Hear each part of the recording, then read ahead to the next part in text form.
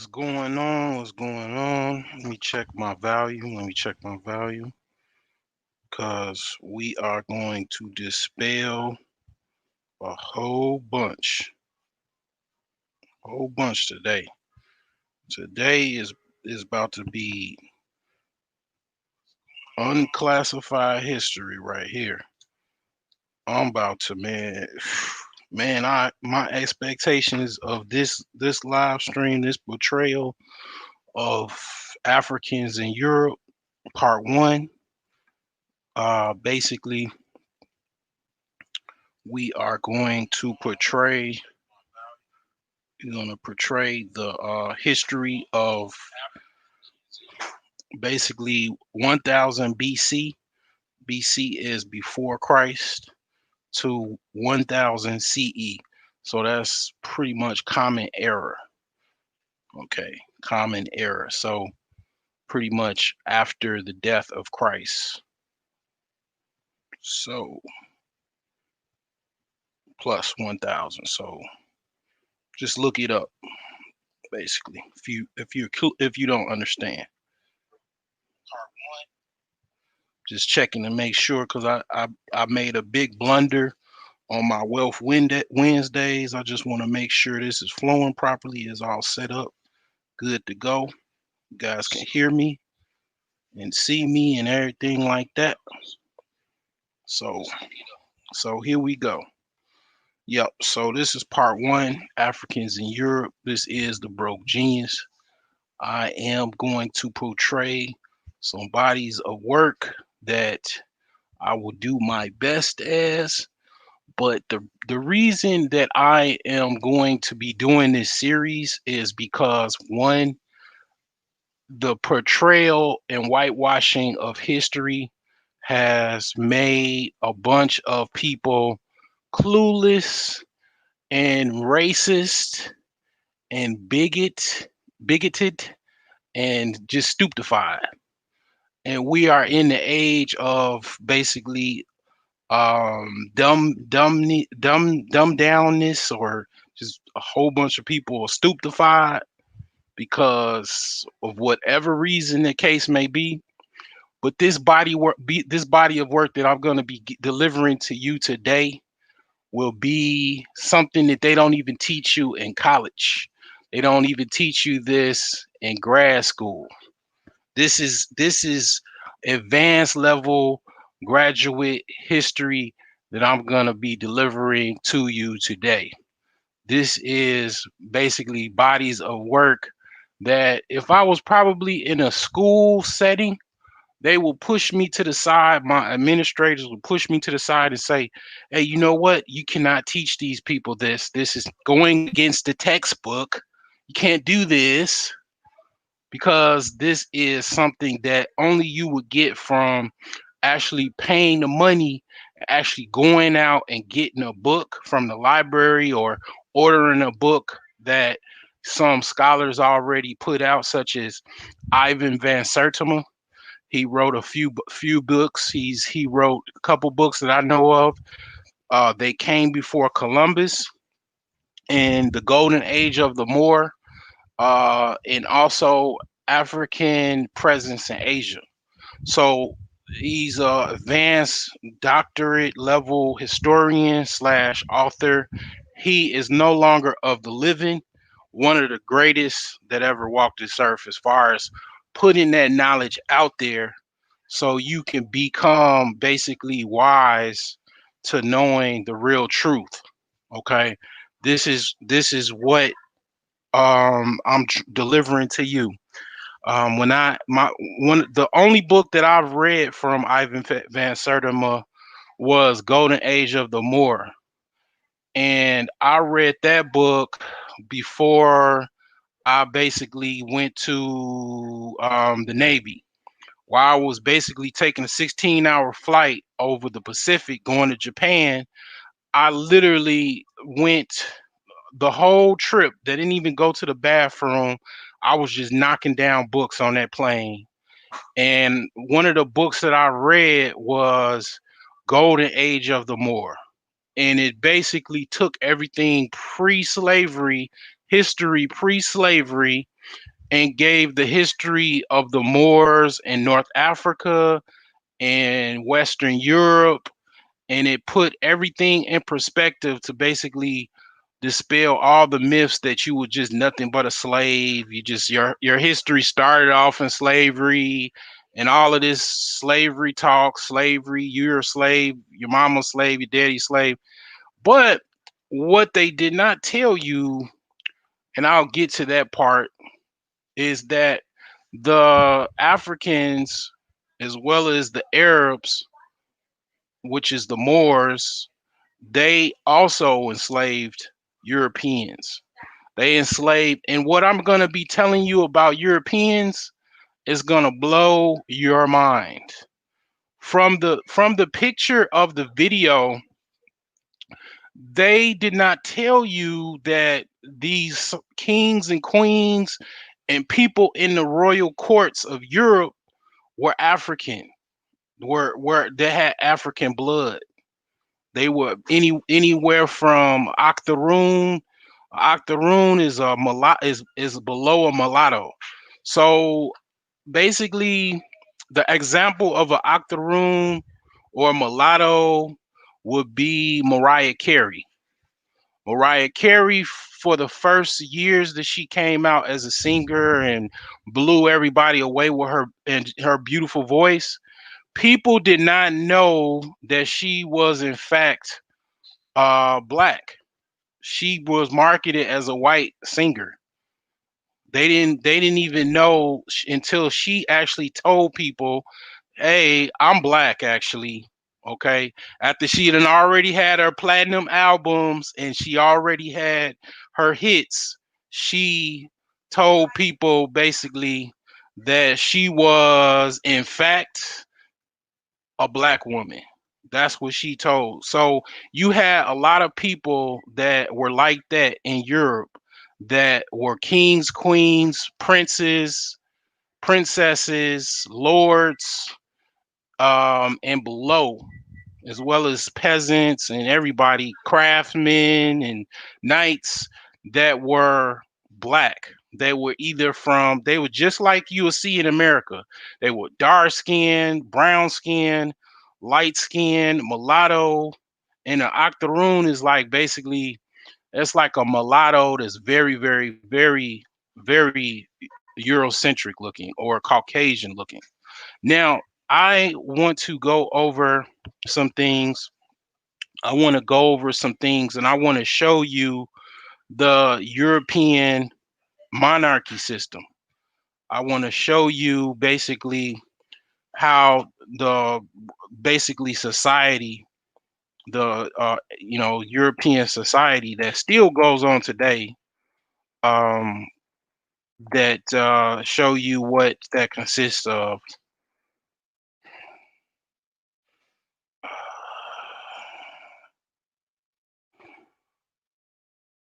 So I wanna be clear. I wrote it down. I'm pretty sure, yeah, I wrote it down, but I know basically the bottom is a peasant, then you have a squire, and then you have a knight. But I wanna break everything down so you know how things are, So and I also want to point out that people basically um they listen to me. They might not, and I know you guys are I know you guys are listening to me. I know people from all sorts are listening to me, but they don't make themselves known, and I'm cool with that. I don't have any problems with that. And I think people very, very high in high places are listening to me as well. And I much appreciated that you respect my bodies of work. You respect my intelligence enough to listen to me, whether you make yourself known or not. So yeah, so basically this is what you have. This is the monarchy system, and this is very similar to the American system. Okay, so you have basically and I'm not gonna go into this anymore. I want you to get it. I'll put it. I'll make something to kind of show you what the monarchy system is. But basically, you have the peasant class, poor people. Then from the poor people, you have a squire.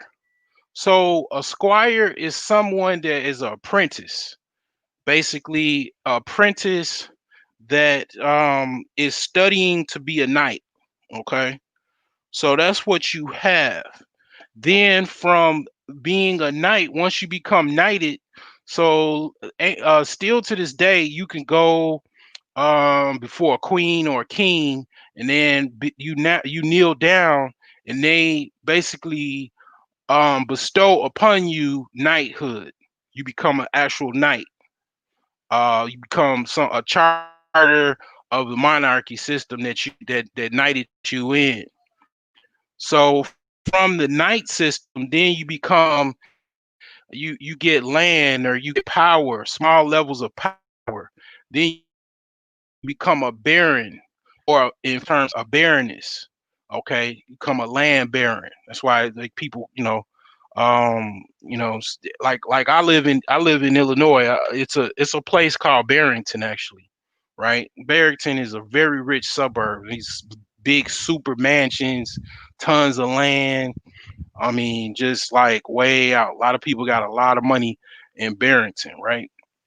So, above barons and baronesses, you have viscounts and viscounts. So a viscount, once you become a viscount, that means you already have rised above the level of being a baron or baroness.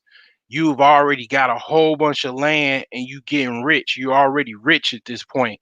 So now you become a viscount, which means you run a county, sort of similar to someone that's the county president in American society. Now you become a viscount, like a vice president of a accountant of a count. So this is where all of this come from, ladies and gentlemen. This is education 101. Not I'm taking all other low level thinking crap out the window. I'm giving you doctorate level education. I tried to get an actual PhD uh guy to come on. I was offering to even pay, but I don't know what's going on. I don't know. Some people just don't. They don't want to be bothered. I understand. I'm not gonna mention that guy's name, but he know who he is.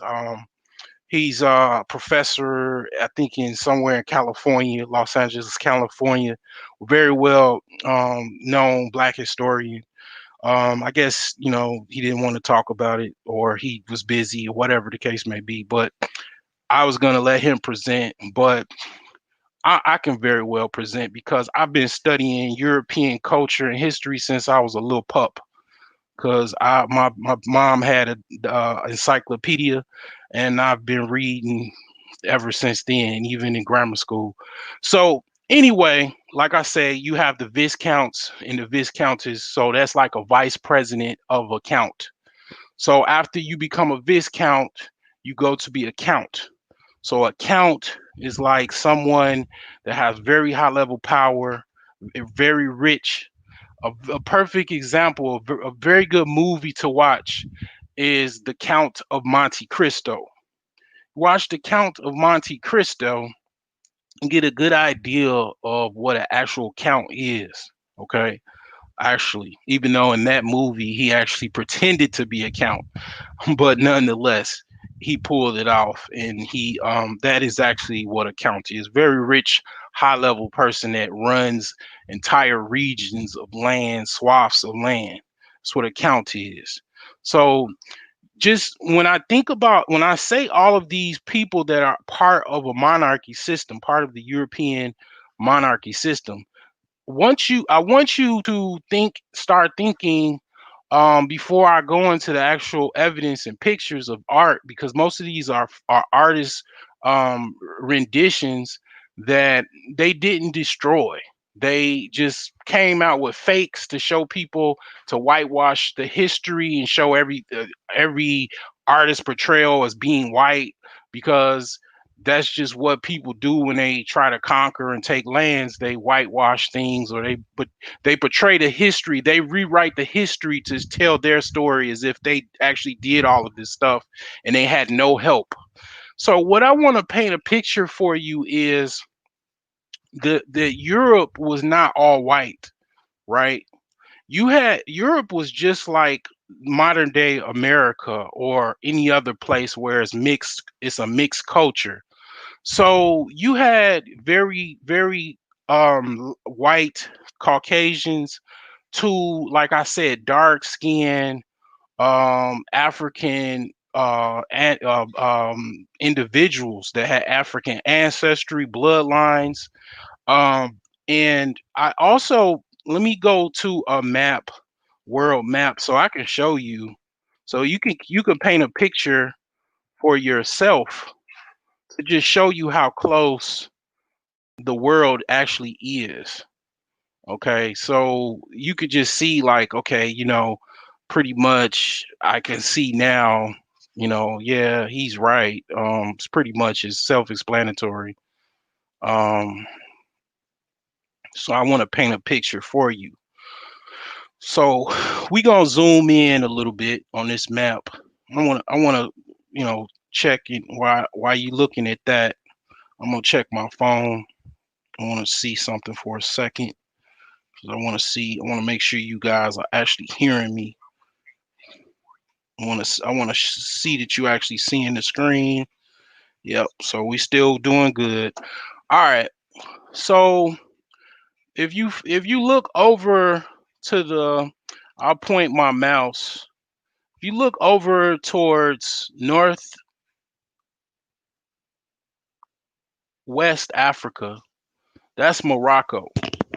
Now, you can't really see it that well, but it's like a little point, and it's a little small island. It's called Gibraltar. It's actually called the Rock of Gibraltar. Okay. So Morocco is named after Moors, Morocco. Okay. They still have a king. It's still a king of Morocco. It's a very rich country. The king of Morocco is very rich, has yachts and all kinds of wealth to this day. And it's a point right there at that Rock of Gibraltar that goes into Portugal. So literally, you can get in a little small canoe and just ferry over to Portugal. It's that close. You can pretty much just easily go over to Portugal. It's a point of entry, as well as Spain. Okay. So Africans was crossing over to Europe in the east and the west part of Africa for thousands and thousands of years. Okay. So with that said, it's very easy to come with a 5-year old understanding of how close in proximity Africa is to Europe and just be like, well, I mean, duh, it was a whole bunch of black people already over there. Okay. And not to mention, I didn't even go as far as deep. I could have went really deep with this because you want to look up the Grimaldi man. You want to look up the those monuments, Stonehenge. I mean, it was people that, were, basically you had the Neanderthals and the Homo sapiens. These people were already in Europe. Black people of black origin was already in Europe well before even the modern system that we have, this monarchy system. But I just want to paint a picture. A lot of these different people of this monarchy structure, a lot of them were actually black people. They were all the way down from the peasants all the way up to kings and queens and princesses. I just want to point that a picture to you. So, because basically what you have is a robbing of society for the last, ever since cinema has came into fruition, you have a robbing of the narrative of the actual portrayal, the whitewashing of history, where they portray Europe to be 100% white. And it's an absolute lie. And shame on the people that actually make these bogus movies. They're starting to try to do a little bit better now, okay? Because they tried to put out a movie about Egypt, gods of Egypt, and had all these people as white Europeans that were in Egypt.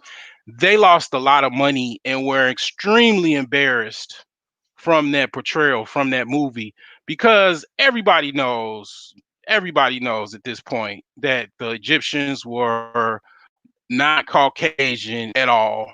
Okay, they didn't. The Egypt did not turn. Even when Cleopatra, which was during the Roman times, was running Egypt, she wasn't even fully white. She was at the very least she was light skinned. Okay, and then she still had this, the Egyptians was still mostly black there. So I mean, they try to portray these images to try to push the narrative of we're this supreme powerful people, and I understand, I get it, but it's a total lie. And this is primarily the reason that I'm doing this body of work for you, because I want to put these people in Hollywood, these people in New York that produce these bogus portrayals of, because I love these movies. I love these historical movies that show these kings and queens and stuff like that, because I'm all about it. I play chess. I love it. Right. But I have to remind myself that a lot of these people are just fictitious characters that are not really the correct cast of the people that look like these actual people that are being portrayed. And I would imagine, get a lot of hate mail or messages or whatever, because people don't want you to know this, because it really messes up their whole stigma, their whole narrative of that we're just this supreme people that never had any help, never had any black people, never had any African people that were in high positions. You just was a slave, you were always a slave. And it's absolutely a false narrative that's been pushed and rammed down our throat. It's in the educational system. It's all propaganda. So what I'm doing is, basically I'm basically telling you the truth, because this research really was so easy. It was so easy that I literally was just surprised how easy it was to show all of these kings and queens and princes and people that were in a period of time or whatever that were in Europe. It was so easy that it was just unbelievably easy. I was very surprised. I really don't need the guy that I mentioned, as far as the professor that's a PhD, that's 20 to 30 years older than I am. I really didn't need him, because I just wanted to put a cherry on top of this. That's why I asked him for his help. Um, so I mean, if he does respond later, that's cool.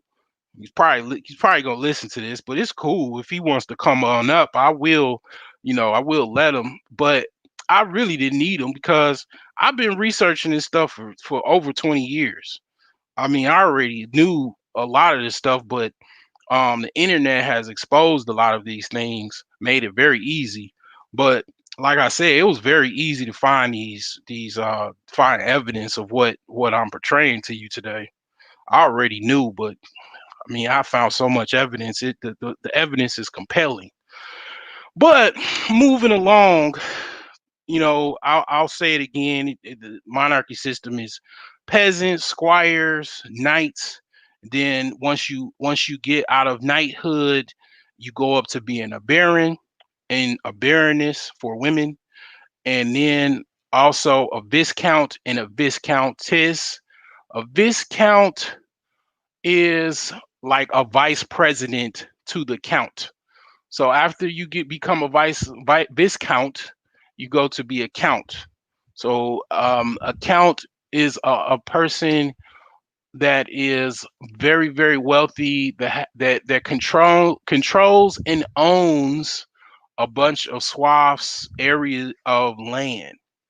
Okay, and that is what a count is. Now another thing that I want to point out is this system is still alive and well today. So this is a system, and it's very similar to what the American system is. Now, the music that I was playing earlier was no other than Beethoven. And I've not done that much research on it, but I've heard Beethoven was a mulatto. That is what I heard about Beethoven. And that is what I was playing. It was Moonlight Sonata and Fur Elise. Okay. So, that was like the Drake of 1500s or whatever. Beethoven, the year Beethoven was around, I think like 1700s or 1500s, something like that. So then you have a Marquise, okay, and a Marquess for women. So Marquise and a Marquess, a Marquess or whatever, is like above a count, okay, and it's similar to a lord. So this will be a lord. Hold on for a second.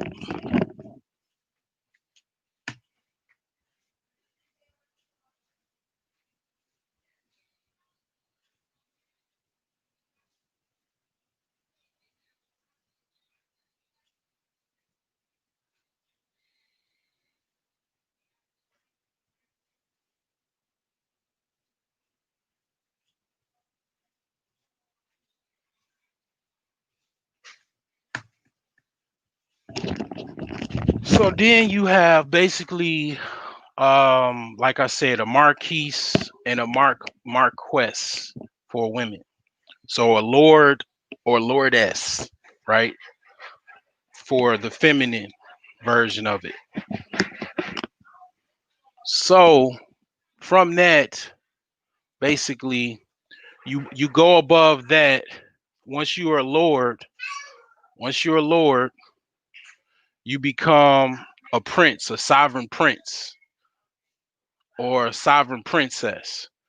So a sovereign prince and a sovereign princess is like someone that's not the official prince, because like my father before he died, I asked him, because I was curious about the African structure of um the the king and queen system. And basically, hold on for 1 second.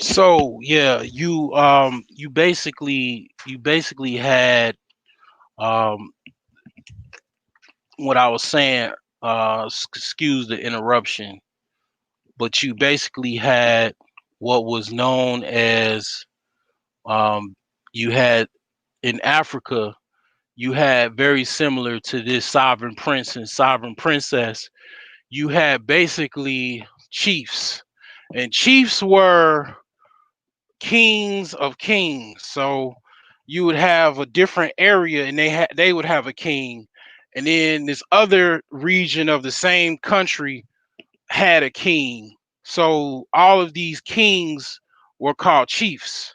So basically, that is where you got the word chief from. And in the sovereign princes and princesses were different princes and princesses of different regions of the country. Like, for example, England, you would have a king, a main king, the ruler of all the lands, and then below him you have different kings. So you would have a prince, that king would have a prince and a princess. This is what this is mean by a sovereign prince and a sovereign princess. Okay. So also you would have, this would also mean, for like, for the same instance, you would have basically a king, and he would also have many children. Those would be a sovereign prince and princess as well. So for like example, um you would have the Queen of England, her children, her grandchildren. Prince Harry is a sovereign prince, and his son is a sovereign prince as well. And then you would have his her other grandson, that is damn, his my name the name doesn't, I forgot the name. Let me look. I think it's Prince, I think it's Philip or something like that. Let me look that up for a second. I'm having a brain fart.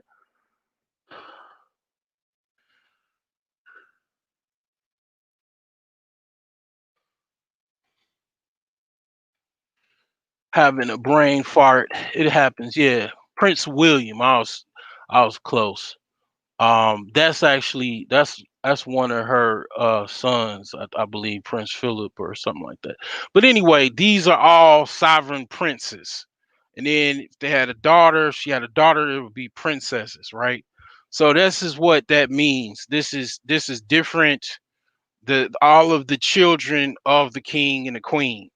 So then you move up to duchess and duke. So it's the same thing as the count.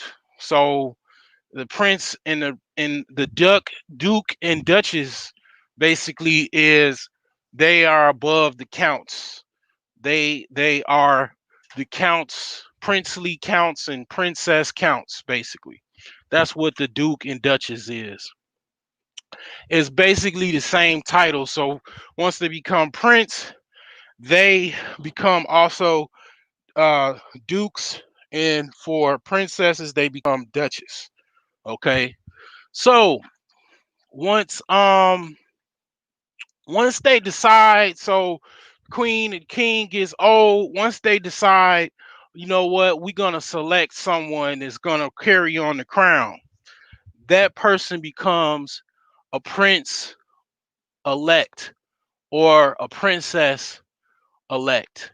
So then they you moving up to the grand prince and grand princesses and archduke, then finally king and queen.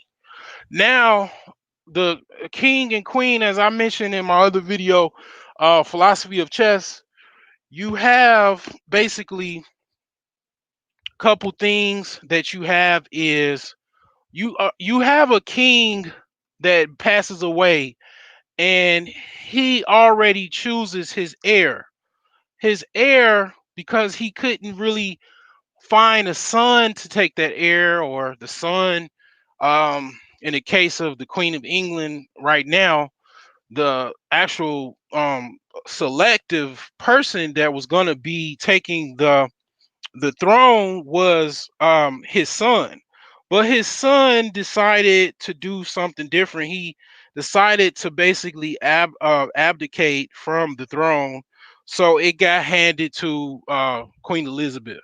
So Queen Elizabeth is actually a king and also a queen. She is a queen of, she's a regent queen. So she has the sole power of a king, as well as a queen, because there is no king of England. So by proxy, she has that title, but she is known as a queen. Okay, so also when it comes to a queen, um, you also have a queen consort. So, for example, a king, when he marries a woman, that is not the queen of that country. It is by namesake, but she is the queen's. She is a consort. She's a queen consort because she is the consort of that king. So you got to understand the terminologies. Then you also have emperors and then empresses. Okay, so this is the monarchy system. This on Wikipedia, very simple.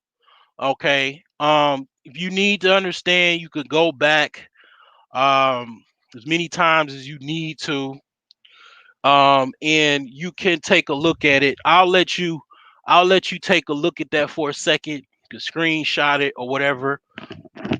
Be right back.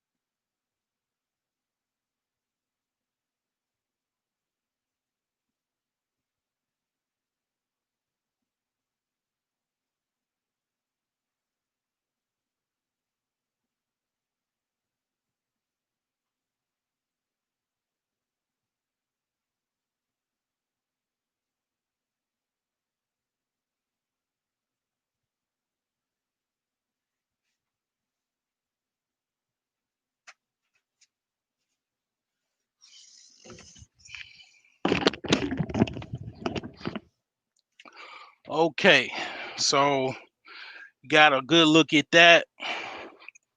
We're gonna move along to this actual portrayal. Okay, so see how we're doing. Okay, doing good, doing good. All right, now let's start this presentation. Africans in Europe, Part One, 1000 BC, 1000 CE. All right. So this picture here is a knight of the Holy Roman Empire. Okay, the time is about 800 D, um, and this is a piece of art, because one thing the royal courts had, they had these big lavish castles, right? They had art from all across all across the world, including Europe. Okay, and a lot of times some of the lands they conquered, they would store their art or those sculptures or these, clay potteries or whatever, gold pieces and everything. They would store it in their palace. Okay, so this art was of one of the kings, Charlemagne, and we're gonna get to Charlemagne. And just to give you a teaser, yeah, Charlemagne was definitely had black blood in him. Okay, so this particular figure, this black guy right here, he was Saint Maurice. Okay, now I already know about the story of Saint Maurice because I read a book years ago. Is called 100 Great Facts About a Negro. And that book, they talked about Saint Maurice. And basically, reason why he's a saint, because he is a Christian martyr. He's a black, a lot of black Catholics. Like when I was coming up, I knew a lot of guys that were named Maurice. My grandmother was Catholic. And basically, Saint Maurice. That was what a lot of people, a lot of black women, they named their son Maurice, and a lot of schools they took that title as well. The Catholic schools is named Saint Maurice, and it's Catholic churches that are named Saint Maurice or whatever, or of that name. Uh, he was given to sainthood because he's a Christian martyr. So he was dispatched from the Roman Empire. I mean, not the Roman Empire, the actual the Roman Catholic Church, to basically kill these Christians, right? So actually, no, not even the Roman I'm not sure if it was either the Roman Empire or Roman Emperor, or one of the popes. He was dispatched to kill some people. I believe they were Christians, and he decided not to do so. So upon turning back to his original um post, he was basically told by his ruler, okay, so his pope is like, why didn't you kill these people? Oh, you didn't kill them? Okay, so off with your head. So they killed him, and he became a martyr. They heard about his death, and he became a martyr. Okay, and he became a saint. Okay, so this picture here is a knight that was basically somewhere in he was a Roman emperor knight, basically. I mean, not Roman emperor, Roman Catholic Church. He was a knight of the Roman Catholic Church. So basically, this was one thing that you have to understand about this work is historical, um, basically presentation that I'm giving you. You had a lot of knights, a lot of people in Europe that were African, that were of African origin, right? Or African ancestry, African bloodlines, right? That were basically knights, very good knights, okay? Very good fighters. And they got so good that they would even, the royal courts would ask or request them to be members of the royal guard. Okay, that's the people that guard the king and the queen and the prince and his family, which is the princes and princesses and people of the royal court. So the when you mention people of the royal court, that is those that monarchy system that I told you, that I showed you on Wikipedia. That those people, they, if you get to a certain level, you can't be invited to the royal court, and you can actually live in one of the palaces, and all kind of things occur with that. And not only to mention, you got to talk about mating and relationships with this too, because if you're a knight, so back then, and then still even today, if you go to war, the spoils of war is women. Okay, booty. It's called booty. So these men would go off to fight.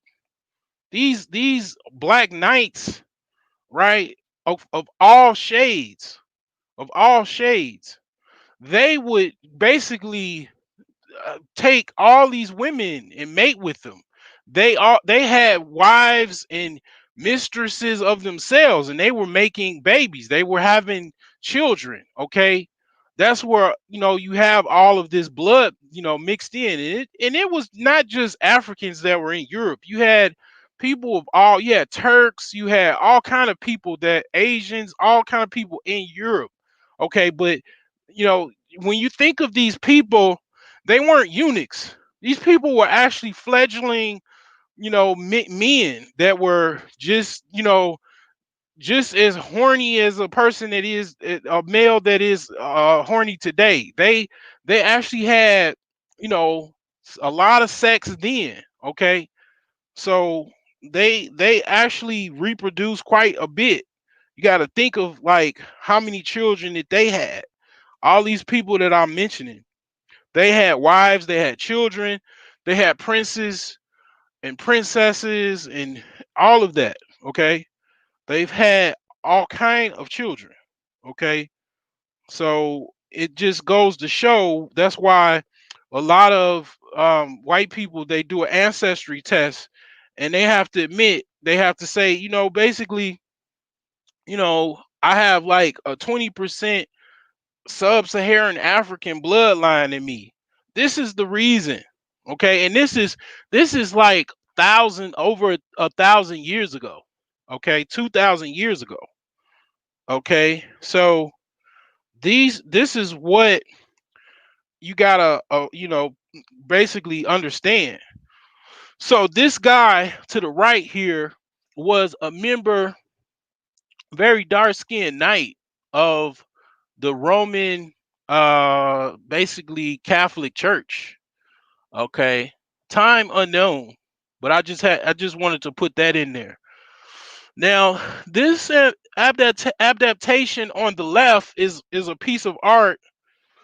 Okay, this piece of art is basically, this piece of art is the Holy Virgin Mary with her son Jesus.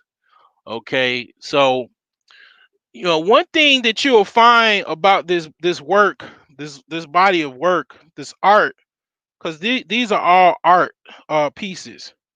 One thing that you'll notice about these art pieces is, these people respected, the truth. They had no problem. Race was less of a problem back then than it is now.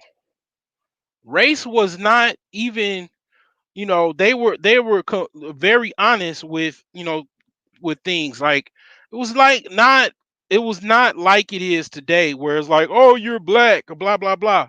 you know these people, these black people, African people of all shades, um are very similar to, not even better than how it is now. Like, pretty much, I could go to a white bar. I mean, people will look at me like, what are you doing here? Whatever. They'll talk to me. They'll buy me a beer. They'll buy me a drink, because I'm a cool guy, whatever. Um, it was just like that, but better, because they wanted to they want if you came to some area or some bar back then, or pub they called it, they wanted to know who you were. And if they found out who you were was a good person, or a very legendary person, they not only wanted to buy you a drink. In a good case, they wanted to offer you their daughter. They wanted to offer you their daughter's hand in marriage.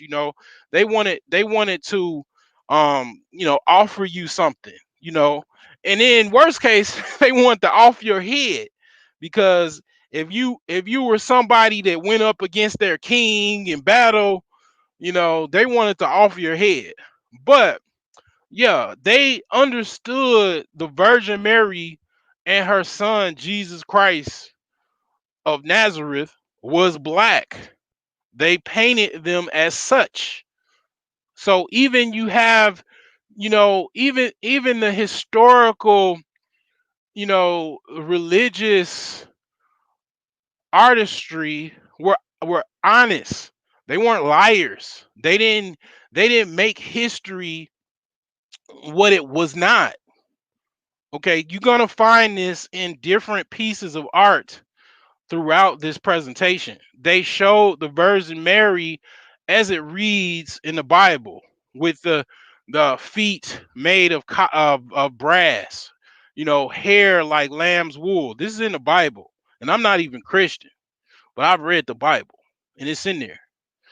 So they were very honest in their portrayal of what Jesus of Nazareth and his mother Mary were, what they look like. This is another piece. Now, this is of Greek society. And I have to talk about the Greeks, right?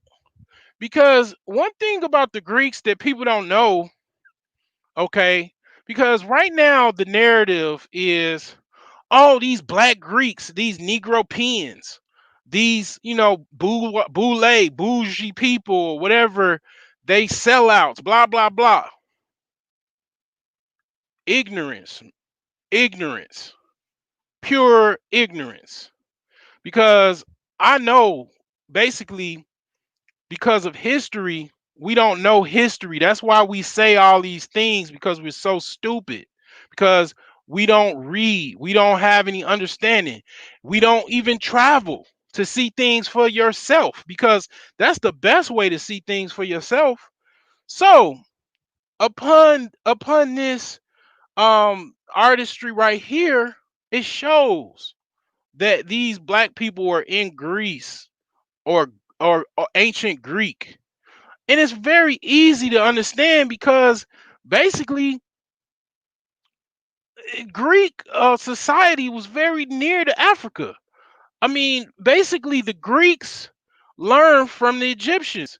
It was like pretty much the Greeks would travel to Egypt and they would learn from from ancient Egyptian scholars and teachers and take it back to Greece or ancient Greece, and they would literally live very well.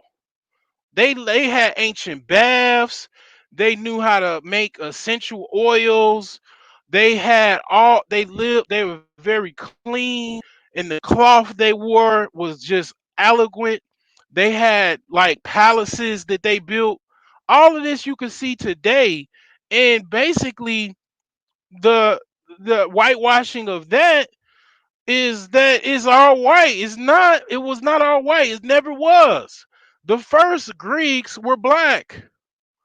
The ancient Greeks were black. They were dark skinned on down to light skin. You can see that in so much art. It is simply ridiculous. And a lot of and to the credit of the white people of today, a lot of white people know that already. That's why they don't have no problems with interracial relationships or anything like that. They know, and then pretty much all you have to do is do an ancestry test. It'll waken you up. It'll wake you up. I mean, if you don't even have to think anything of it. Do an ancestry test if you just such a racist, and I guarantee you, it'll humble you. But these Greeks were black, and they don't portray it when they make these movies.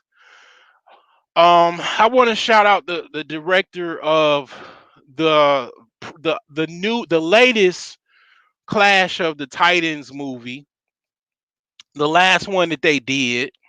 They had a couple black Roman soldiers in that movie, and that's a start.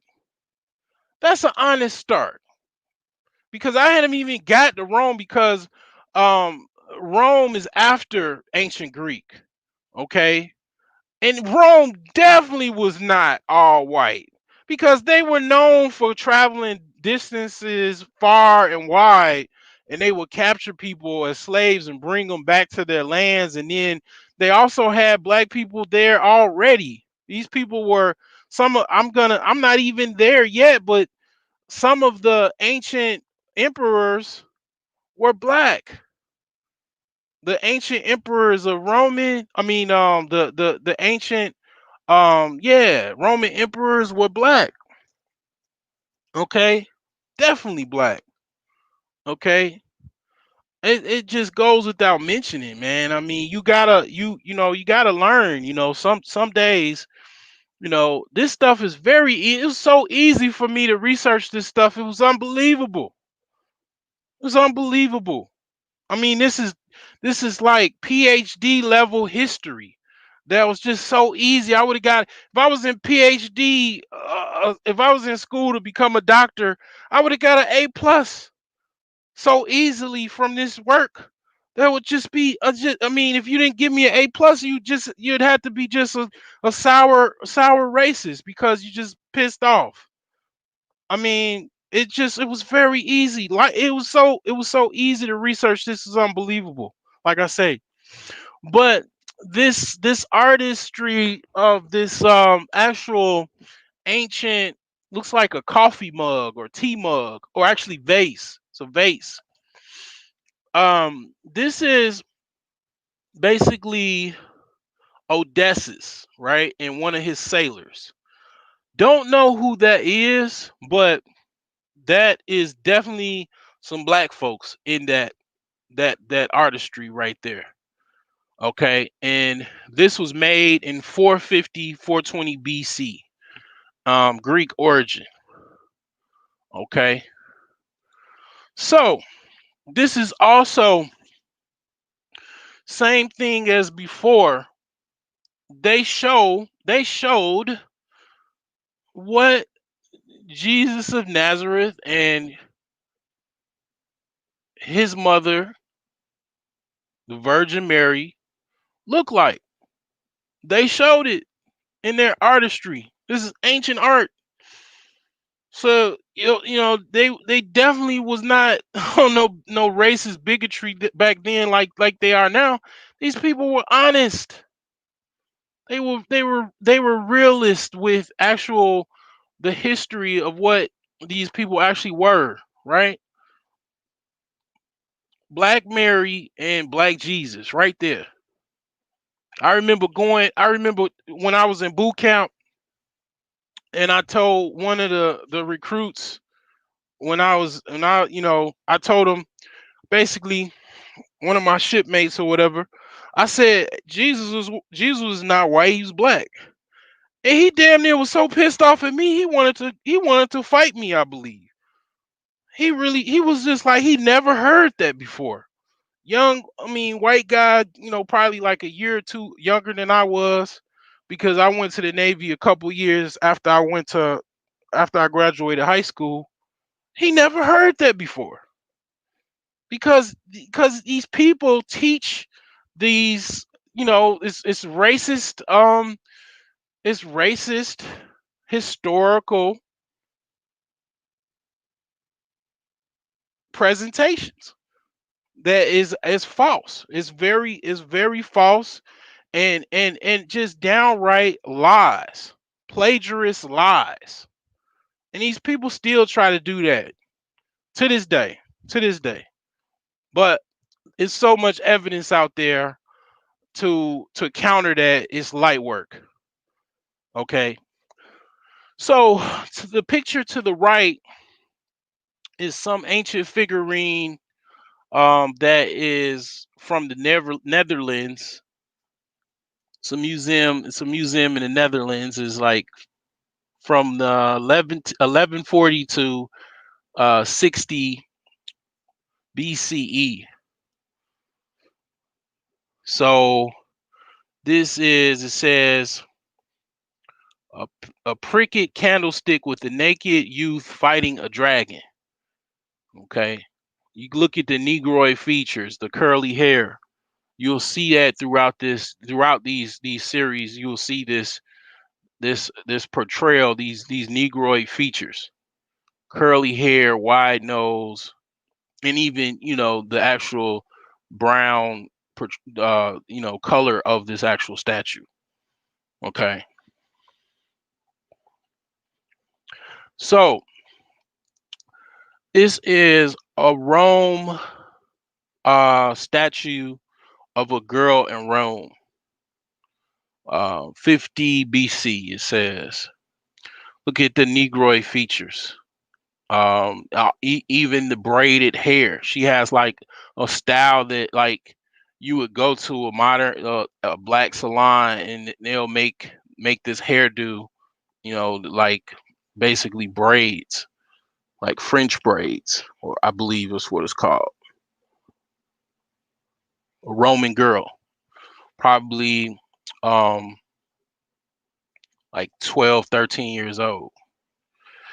And to the right, That's why I be, people be like, people, um, a lot of black women don't like, or nobody likes interracial relationships. Really, it's not just black women. It's just very racist in origin. People don't like the fact that people of different skin colors are with each other. And this artist rendition is from Pompeii.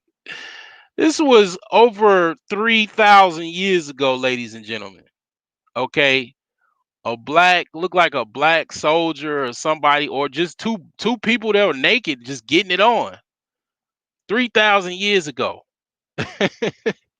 with a with a ram right next to him, or a goat, or whatever, sheep, billy goat, whatever. Um, I mean, sometime or now we must learn and grow the fuck up. You just gotta grow up, man. But this is beautiful. It's a beautiful piece of art. By the way, I mean, wherever this is, it's probably in some museum somewhere. You probably most likely can't even purchase it. It's so rare.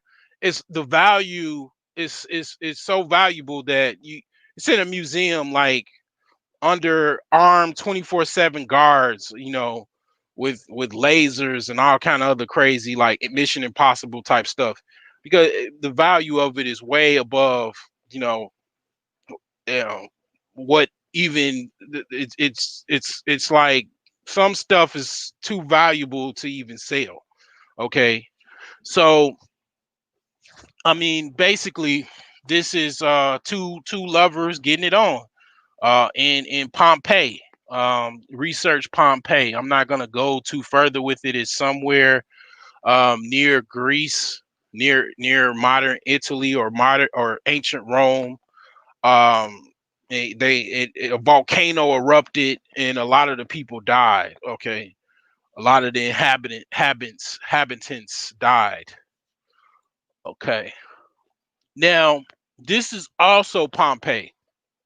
Okay, so this is also Pompeii, right?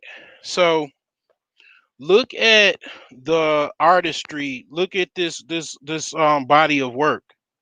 Okay, look at the people that are in here.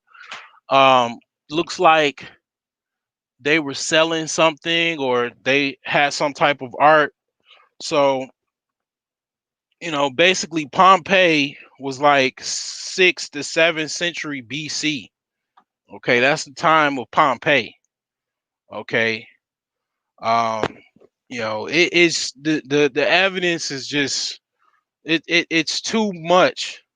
One thing about making films, I advocate making historical portrayals that are accurate. If I had the money, I would make movies, old movies of ancient Europe, and I would cast them as such to show honesty, to show actual people that actually walked during that time. You know, they don't. They make it seem like Europe was all white, all right, all the time. It's not. It wasn't. It's a fake. It's a lie. Moving along, this is. It says master of VC brood abroad, and I just want you to pay attention to this artist artist portrayal. You have basically, looks like a queen sitting there with her children. She's being offered gifts, and it looks like that's an angel. She's reading probably like some type of religious text. And then look to the far top left. That's no other than a than God. This looks like a portrayal of God, and he's a black man. You know, giving some type of sign or something like that, just probably similar to the angel. Okay, pay attention to that.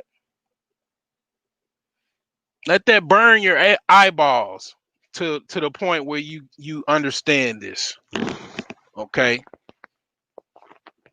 this was a long time ago, basically, long time ago.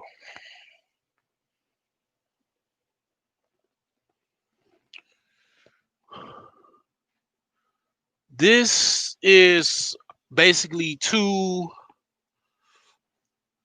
Roman young youth that basically have, this looks like they have like Bantu knots, right? And one has like a little afro and he's holding, looks like some type of palm leaf or something like that. And then the little young boy with the Bantu knots, he's like blowing some type of trumpet or something like that, playing some musical instruments.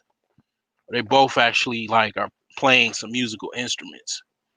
So yeah, this artist portrayal, ancient portrayal, is of a trumpeter and other youth that's holding palms to represent a victory in ancient Rome, uh, say circa 300 AD. Okay, so I just I can't make this stuff up. I can't even make it up. Like, it's just, I mean, it's just mind blowing, mind blowing. I mean, I can't wait to have all of this stuff in my mansion, all this art. Try to find the best adaptation of it and just, man, just put it all in my house, man. Just can't wait. I mean, it's just so much, and they preserved it because they knew it was valuable. You know, I mean, it's just unbelievable. And this is Saint George. Okay, this is the Byzantine time. Okay, this is the Byzantine time of Rome. Okay, so yep, you can see the curly hair. Kind of looks like me. I mean, this is what you have, But you look up Saint George, and basically you see the whitewashing immediately. It's just that's the immediate thing that you get, right? But it's the fake version of Saint George. Okay, this is the real version of Saint George, because this is an actual medallion. Okay, this is a medallion. Okay, and I imagine both of these pieces are not for sale. Their value, because they're so ancient, they're guarded most likely in some. I'm willing to bet at least a large sum of money that these are guarded or stored in some museum somewhere, not for sale. The value is too much. Okay. Now, Saint George was born in uh, Turkey, in basically he died in 300 AD. He was a Roman. Okay, and basically, um, he was a soldier of the Roman army. Okay, so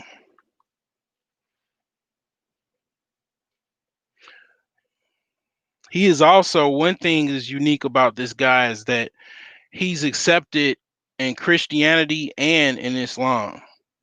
That's very unique. So this guy is basically in some museum somewhere. Let's look this guy up. So They say he is Saint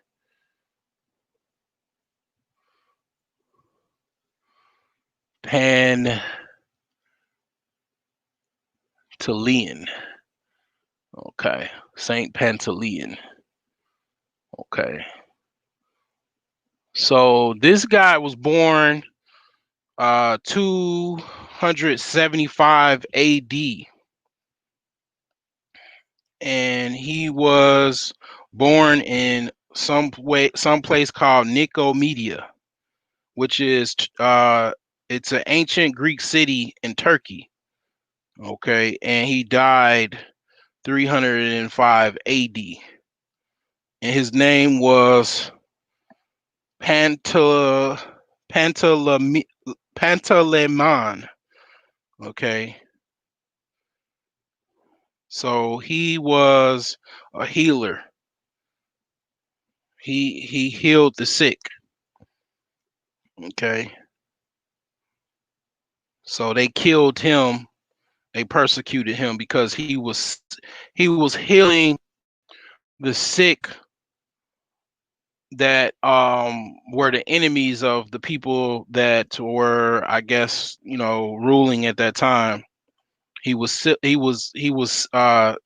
the injured in battle, so they killed him, and he got sainthood.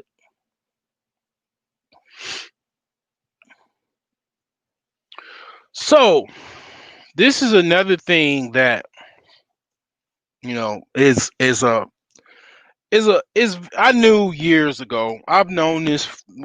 I didn't even I pulled this up because I already knew of this. Like I was just kind of looking at random images, but I was thinking like what to put in here, and I already knew about Peter the First being black because this Peter is the Peter of the Bible.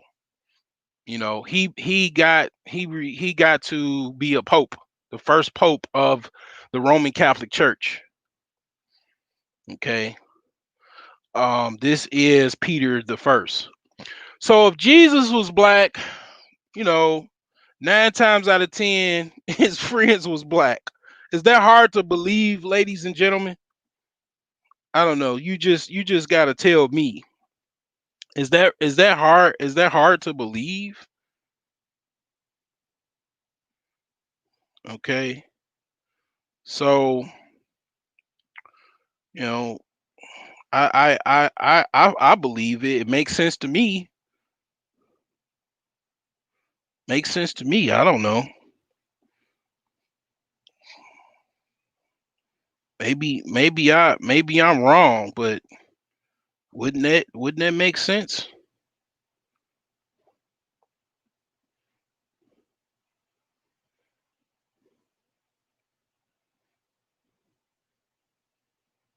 I mean, it makes sense to me. So I'm looking up some things.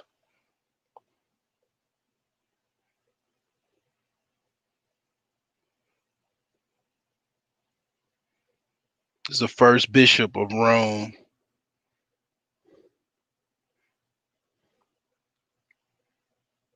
He's Peter of Alexandria because he was born in um 3rd century in Alexandria, Egypt.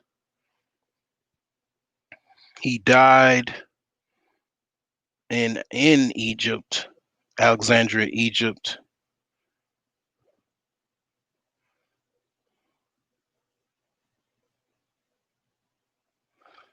Yep. So this might not be the actual Peter of the Bible.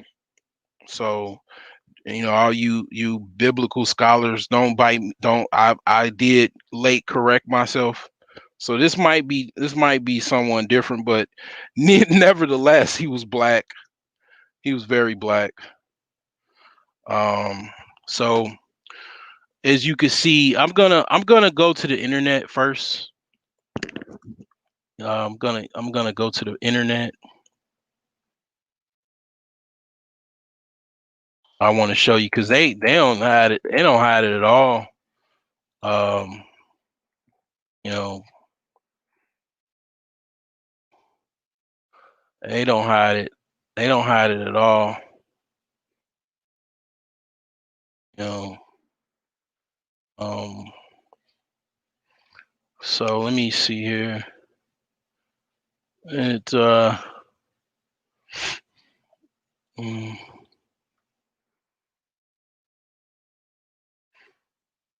yeah.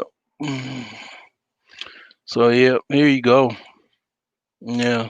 So I mean, that that's pretty much, yep. Yep. There you go. There you go.